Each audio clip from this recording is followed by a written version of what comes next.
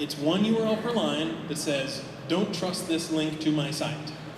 If you want to, you can also say domain : and don't trust all links from this domain. So for example, if I were to say domain : mattcuts.com, that says distrust all links from mattcuts.com to my site. Again, that would be dumb, right? Because I own mattcuts.com. But if you did domain : example.com, that would distrust all links from example.com to your site. So between those two, you should be able to have the scalpel, or if there's a horrible porn site and you really don't want them linking to you, I could mention other specific domains, but people could probably guess what sort of sites they don't want linking to them. You can put that there. The last thing is, we're going to treat this as a strong suggestion, but if we see people abusing it, misusing it, shooting themselves in the foot, we don't say this is exactly like a no-follow where it's always categorically dropped. Instead, we're going to say this is a very strong suggestion. All of the things being equal, we are going to not trust these links that you specify. We're going to ignore these links that you specify. But if we see something going wrong, then we reserve the right to take action based on that.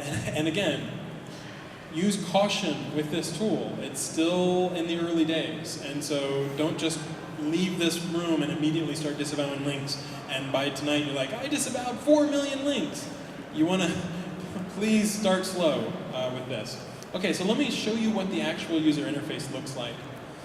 Whenever you log in on the Webmaster Console, there will be a specific URL that's live. And when you go here, you'll see a list of your sites that you have verified. And you can choose which site you would like to disavow the links to. So for example, if I only have mattcuts.com, I'll only see mattcuts.com in this drop-down of the links that I want to disavow. Once I select the site that I want to disavow, we will show you a warning. That warning is there for a reason. It sort of says, only do this if you have a good reason, if you're confident that your backlinks are causing you a problem. For example, if we sent you an unnatural links warning. So you kind of have to say, okay, yes, I understand that. I still want to disavow links. After that, it will give you an option to choose a file. So you can say, okay, you have to have a text file. You can call it disavow.txt. You can call it readme.txt, whatever you want to call it. But you'll have this interface where you say, okay, click, and I want to choose the file. So I would click, and I would get a selection, and maybe my file name was called disavow.txt. So it would look something like this. So there's the format. You can have domain : and a domain. You can have a URL, one per line. You can also have hashtags at the beginning of the line to mark a comment. So if you have a text file that's basically documenting your attempts to clean up the links, this is basically the text file that you can also upload to Google to say, ignore these links. Okay, so now once you've chosen this file, you'll see it says disavow.txt, and you're ready to hit the submit button.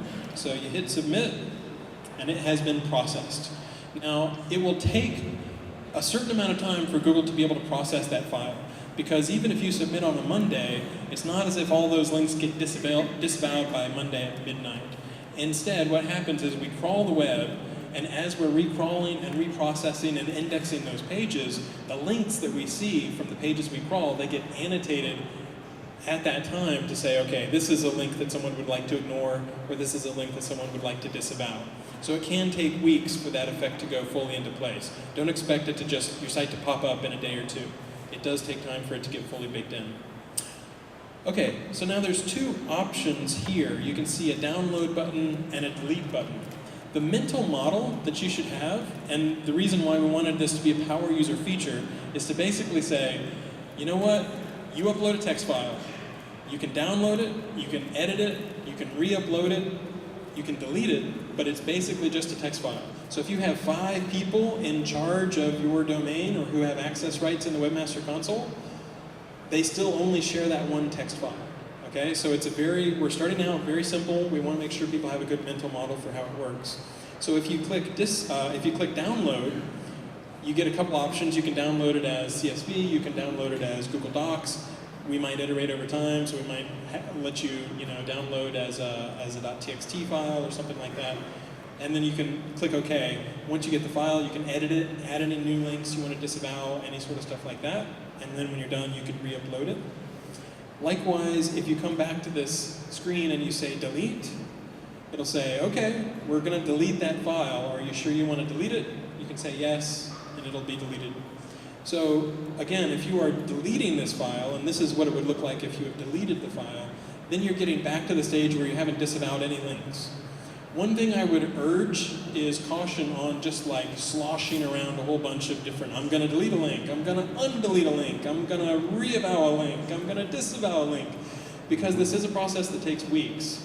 And so you don't want to disavow a link from CNN.com or NewYorkTimes.com or some really reputable domain, and then later on have to reavow it, because that will take even longer for it to wind its way through the system, because we didn't want people trying to do a whole bunch of monkey business, playing with things, trying to, real time turn links on and off. So this is a process that takes several weeks. Here's the URL. You guys are getting access to this before anybody else. It'll be live, we'll start to do the blog post relatively soon. I asked a guy back at Google to keep an eye on the tweet stream on #Pubcon. So Wiz, when he sees enough mentions of disavow links, is eventually going to throw up a webmaster video that's 10 minutes long if people want to watch it and get more information. But it's basically just google.com/webmaster/tools, and then it's disavow-links-main. So if you go there, it is live, and it should work for you. If it doesn't, let me know. If it crashes under the load, we'll get it fixed. But basically, this has secretly been live for a few weeks while we've asked a few people to kind of play with it, make sure that we polish the UI a little bit more, make sure that it works better. If you still have questions, you can ask me during the Q&A. We will have this video that's live. It's 9 minutes and 20 seconds, so one of our longer webmaster videos. We're also going to have a blog post, and we're going to have Help Center content. But the basic mental model is you upload this text file. It's a list of links you would like Google to ignore. And so if you've done as much cleanup as you can, then this is a tool that you can use. Okay, I have 2 slides left. We're done with disavow links. We can talk about it in Q&A if anybody has more questions. I just wanted to mention 2 last things. SEO has always been about trying to get the right things in front of the user so they'll be happy.